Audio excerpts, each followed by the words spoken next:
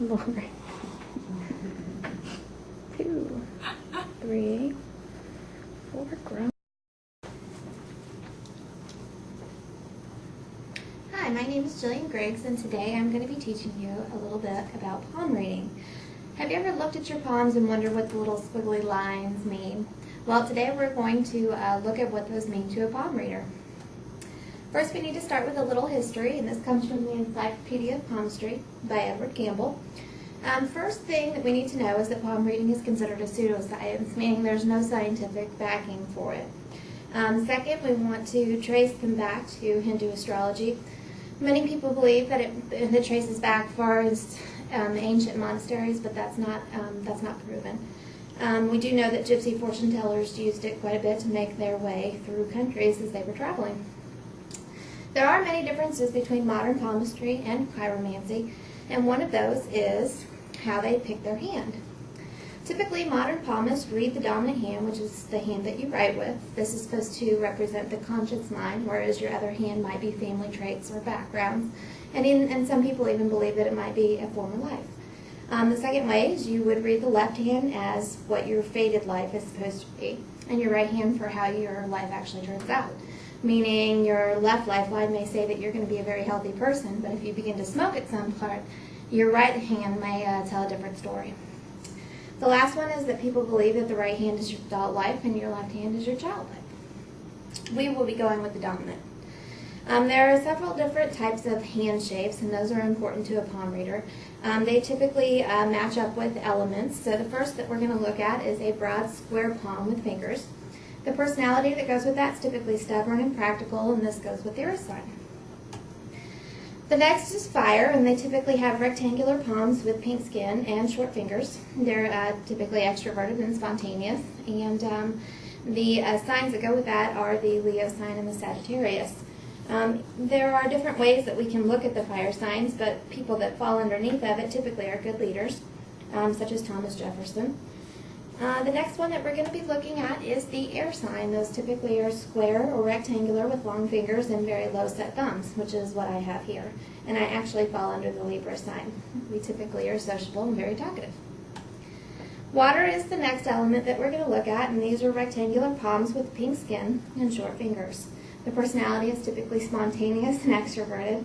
Cancer, Scorpio, and Pisces typically fall in this group. The next thing we need to look at is the most important to a palm reader, and that's the 4 major lines.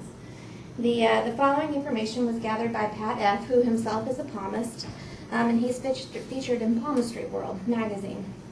The heart line is the first that is red, and it's the one that runs basically from underneath of your index finger out towards your pinky.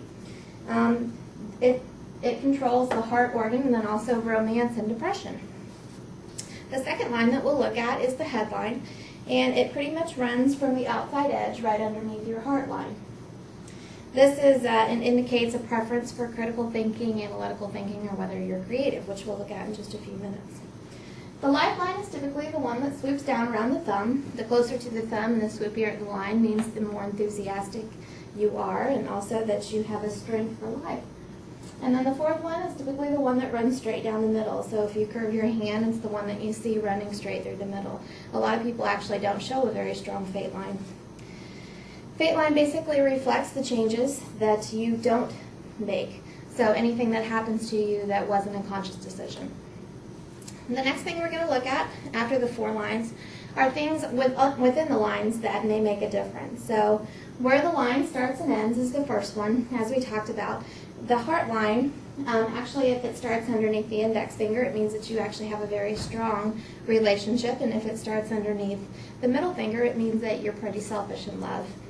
If a line crosses another line is also important. If your fate line, which is the one that runs down the middle, joins with your lifeline, it means that you have self-made aspirations.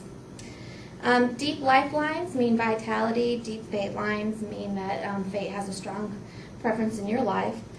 If it's straight, it typically means that you're more realistic, and if it's a curvy line, it means that you are more creative, and that's typically the headline that we'll be looking at. Now, if there's a break in the line, and this one's interesting to me, a break in the line, especially on the lifeline, typically means a lifestyle change. And reading mine down closest to my palm, there's actually a break, and that, I believe, is where I had my child. Next, the reading can actually be broken up into different segments, and that is the major lines and then the minor lines. The minor lines are kind of fun. If you look at your pinky, underneath your pinky, you typically have creases, and those creases are meant to tell you how many children you're going to have. I actually believe that it's easier to just have your kids and then count them, but palmists believe that that's the way you can do it.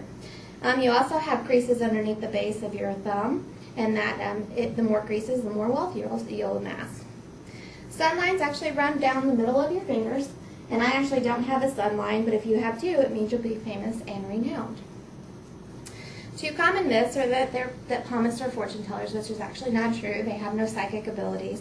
And then also that the lifeline is used to show how long the life is, and actually it's just meant to show a trial or a timing along your life. So any breaks or things like that will show an important moment in your life.